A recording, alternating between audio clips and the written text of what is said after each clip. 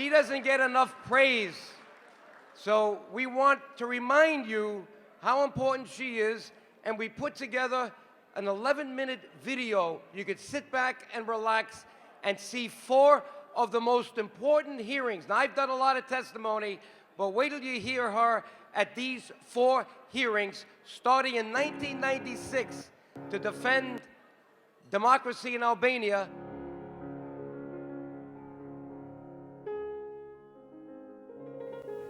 It was former Congressman Joseph DioGuardi and the board of the Albanian American Civic League who described to me in vivid detail a Tirana of just a few years ago, in which citizens wearing nearly identical suits moved furtively through the main square, where now a multitude passes and mingles daily. A Tirana in which only government officials were allowed to own cars, where now hundreds of automobiles traverse the streets. A Tirana in which there was almost no commercial activity amid an absolutely threadbare existence, in which now, as I have witnessed, free enterprise is flourishing along with foreign investment. In addition to the fairly extensive academic research that I have conducted in relation to Albania since 1991, I have heard numerous personal accounts from Albanians, from Vlora to Durrës, from Shkodra to Tirana, and in the diaspora, from Titova to New York City, of the barbarous treatment that Albanians suffered for 50 years at the hands of communist dictator Enver Hoxha. I never knew that Albania, the Albania that prior to the collapse of communism had cut off all of its communication with the rest of the world and was quite typically referred to as a prison without walls. However, since 1993, I have met the survivors of the old Albania and made 3 trips there, including a delegation joining with Congressman Gilman, who was en route from Athens to Tirana to discuss Greek-Albanian relations with President Sali Berisha. This was in August of 1995. I know the face of the new Albania, and nothing, including the recent elections, has altered my belief that Albania's movement from the most brutally repressive and centralized communist regime in Europe to a nascent democratic society in the space of only 4 years is an astonishing accomplishment worthy of our respect and, much more important, to our support. For 50 years, there was no consistent or considerable outcry against the ferocious totalitarianism of the Hoxha regime. Where was the world's indignation when Albanians lived on the brink of starvation in a constant state of fear? Since the collapse of that regime 5 years ago, Albania, with minimal support and recognition for making a peaceful transition to a democratic state and for undergoing a thorough restructuring of its economy, has groped into the late 20th century. Why have we been so sparing in our response to this transformation?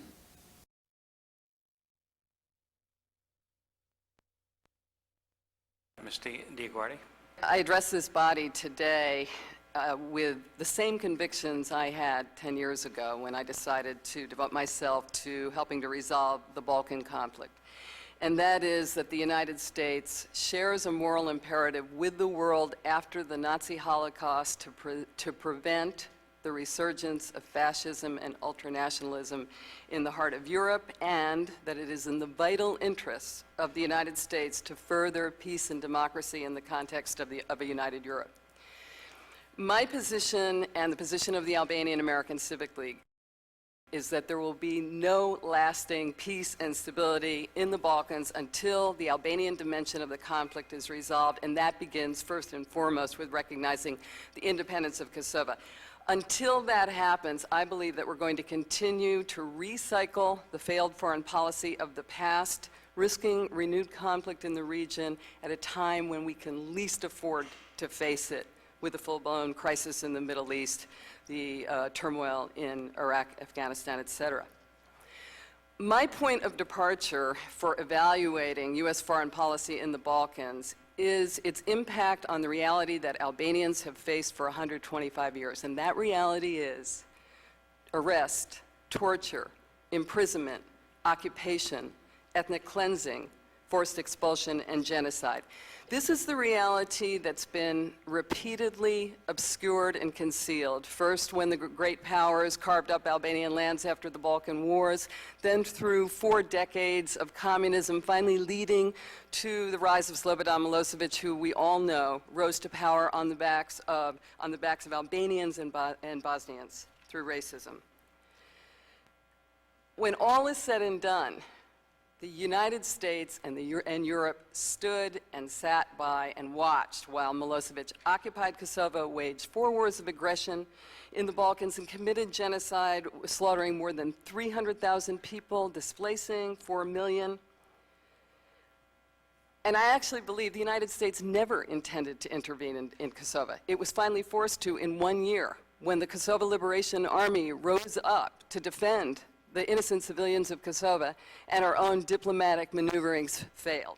I believe that Albanians in post-war Kosovo are back to exactly where they were in 1913, at the mercy of external powers, this time the United States as well as Russia and Europe, and they are wrongly being depicted by Serbia as the principal source of violence in the Balkans and wrongly as a threat to regional stability.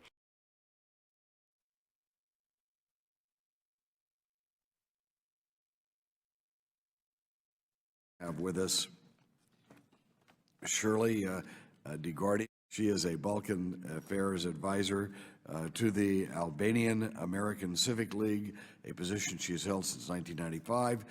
Mr. Chairman, in my opinion, it cannot be more timely to have this particular hearing now in your subcommittee, raising questions about the resolution of the Balkan conflict just days after Catherine Ashton, the European Union's High Representative, has proclaimed a successful outcome to 10 rounds of talks between Belgrade and Pristina.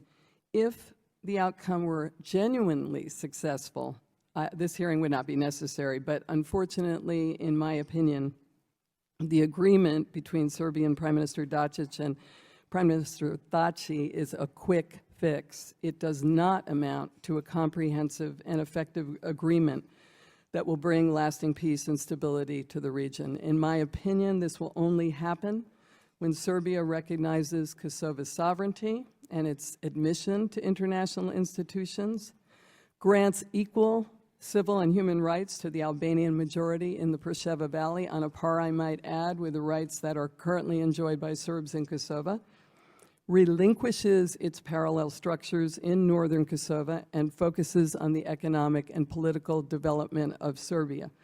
Once that happens, Kosovo's government will need to focus on the establishment of a genuine democracy and rule of law, something that it has failed to do because of its lack of sovereignty and the corruption of many of its government officials. Belgrade's goal has always been to achieve its expansionist aims in Kosovo diplomatically, by legalizing the partition of northern Kosovo, just as it achieved its expansionist aims in Bosnia by force, when at the end of the Bosnian War in 1995, it was awarded with the artificially created Republika Srpska. Ever since the war ended in June '99, there's been an effort to destabilize the North. Well, thank you, Shirley. Thank you, Joe. Thank you, first of all, on behalf of Chairman Royce and our Foreign Affairs Committee. Allow me to welcome you here today for this timely and important briefing and discussion. Ileana is one of the leaders in the foreign policy community in the United States and cares deeply about human rights issues, and that's really what we're about here. Because with the exception of the Clinton administration, and they had to be pushed when they dropped NATO's bombs on Serbia, all of our administrations in our lifetime have been taking a backseat to Europe, being involved in a policy of appeasement and containment, which does not work. And we always know when we take a backseat to Europe, ultimately because they can't, by virtue of their 28-member nation status, all having divergent views, it doesn't work. Even now we have 5 of those nations who don't recognize the independence of Kosovo. So it's always been the House Committee on Foreign Affairs. It's been Congressman Gilman, Lantos, Biden, Hyde, you, Dana Rohrabacher, quite explicitly, who made it possible, working with us in part, our information, and having more than one hearing over time, that led to peace in the region up to a certain point and the independence of Kosovo. Unfortunately, we are now back to where we kind of all began. We know that the bombs were dropped and it stopped the war finally, Slobodan Milosevic's genocidal march across Europe for a decade. Then, what happens in 2001? Macedonia erupts, and there's a great, fanfare about who was really responsible. It took us a year to convince state and the National Security Council that it wasn't Albanians who actually initiated this. It was actually coming from the ethnic Macedonian Slav ruling party, and we tried to even speak with them to say, don't move this into a military conflict. This can be resolved diplomatically, but unfortunately, no one anywhere was paying attention. But we need a reset button there because there's been too much of an orientation of, let's just have stability. Stability at all costs. That's terrible. And it is. And we know now in the 21st century this can no longer work. Know. Human rights now has to come to the They have forefront. to push upon us. And what we especially want to do is ask for the United States to now pay attention because we're in danger, and I'll tell you why we're in danger. Macedonia is in line to enter NATO and enter the EU, and I'm very curious about how this can happen given the terrible conditions in which non-ethnic Macedonians are being treated, but also even many ethnic Macedonians, because we have all through the region now a power elite holding on to most of the benefits. And a corrupt power elite. And why, oh why, oh why, has the United States and the EU, have Washington and Brussels thought they could look the other way as if nothing, was about to emerge? Thank you for being here. There's no way, to capture the journey of 25 years tonight. As you all know, we just chose some clips from my own personal, testimony before Congress. And you'll see, by the way, 25 years outlined or in highlights in your journal, so I hope you'll spend some time to look at it. But I want us to mention 3 pivotal developments without which we would not be here tonight. The first was Joe DioGuardi discovering his Albanian roots when he came to Congress, and it was his first birthday party. And there were several Albanian Americans in the room. He didn't know it at the time, and they overheard his father speaking Albanian. And they were rushing up to him. We didn't know you were Albanian. And he said, well, I believe that, my father speaks, a dialect of Italian. Oh, no, you're Albanian. You're probably originally from Kosovo. Joe didn't know. His sister didn't know, his brother didn't know that his father spoke 2 languages, Italian and Albanian, the only languages he spoke when he arrived in the United States. The second pivotal development is the meeting of Joe DioGuardi and Shirley Cloyes. And it was my sister-in-law, Angel Oliveri, who's here tonight, and I might want to add, is with her husband, Tony, and my brother-in-law, Joe's brother, Dick, with his wife, Louise, and we're really, really happy to have you very much. They played a major role in our lives. Angel was the first person who said, she was astonished. She said, it's really rare to have 2 people meet in the mid-90s and fall in love out of a conviction about the Balkan Wars. Most people in the United States weren't even focusing. And Joe and I did meet in that way. We were both influenced by our knowledge of the Holocaust, in my case from a very young age, at the age of 10. We both had a commitment. We knew who Slobodan Milosevic was. We knew he was a new Hitler in the heart of Europe. And we had a commitment to ending mass atrocity in our time. The third pivotal development is the foundation of the Albanian American Civic League. And that happened after Joe left Congress in 1989. I hope that all of you have time to look at the bios of our members of the board. You will see a very common and marvelous experience reflected there. Everyone is from different parts of the Albanian land, whether it's Albania or Kosovo or Macedonia or Montenegro or the Preševa Valley. And I don't think we have anyone from Chambrio, but we certainly recognize it. All part of Albanian lands illegally divided, but sitting side by side over centuries. All of the people that you will read about in our board, in that journal, came out of an experience. It could have been their grandparents, it could have been their parents, it could have been themselves. Going through the Holocaust, and we have the Ilichkai family were actually recognized rescuers during the Holocaust. I was on our board. Everyone, often themselves, went through the experience of communism, went through definitely the experience of Slavic domination and oppression, and had to leave their countries. Most of the non-Albanians in this room did not have to leave their country, and they came here and they all made a tremendous, tremendous contribution to the United States. And I would like everyone on the board who's here tonight, and by the way, not everyone is here, to come up. I'm going to mention everyone's name, and Joe and I would like you to come up here, and we also have something very special to give you. So I'm going to mention everyone's name, and if you just come up as I do, I'd really appreciate it. Agam Ilichkai, Zef Balai, Faton Bislimi, Luan Bakola. Please, come.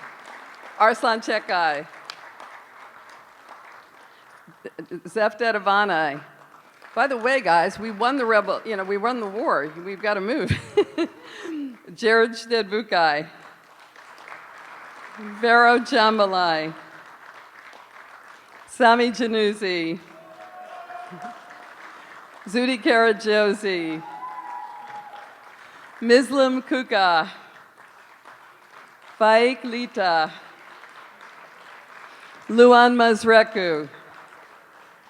Rifat Mehmeti. Marash Nutsulai. Hafiz Shala. Please. We have something that we would like to share with you.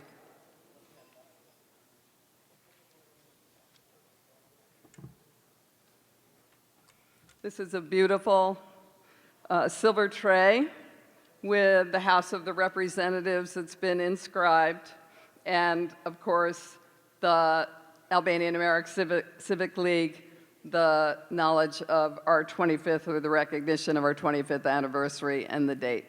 I know you all don't want to carry this out now, so please see us, but it's a very, very beautiful piece that we purchased from the U.S. Senate and House. Now, I told Joe that I would not be honored tonight if everyone here on our board were not also honored. But you know, one of the benefits that I have as being an honoree is that I can take advantage of my situation to call up Joe DioGuardi to the podium. He doesn't realize that I would not have accepted being an honoree tonight, and I think the board would agree with me, if he also is not recognized for 4 years of service in Congress, 25 years. Will you please give him a standing ovation along with our board? Thank you.